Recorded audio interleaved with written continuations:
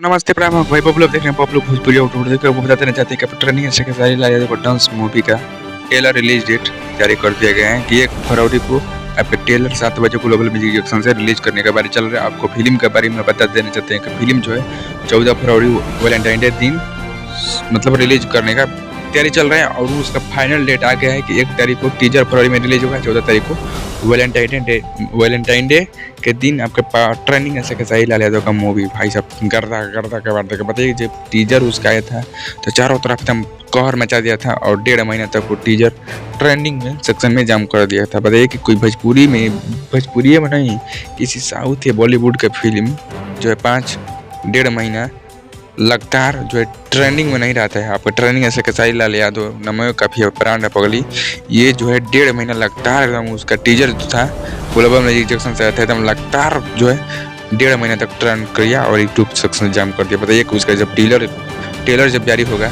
1 फरवरी को उसका ट्रेलर जारी कर रहा है और ट्रेलर पर क्या होगा भाई साहब। जी हाँ 5 नंबर पर ट्रेंडिंग कर रहा था उसका 3 पर 4 पर और हम आपको बताते रहते हैं 14 फरवरी को उसका फिल्म का जो है फुल फिल्म रिलीज हो रहा है यूट्यूब पर नहीं cinema India all over India cinema घर में वो फिल्म रिलीज हो रहा है। तो चलिए मिलते हैं और अगले वीडियो में कुछ अपडेट ले।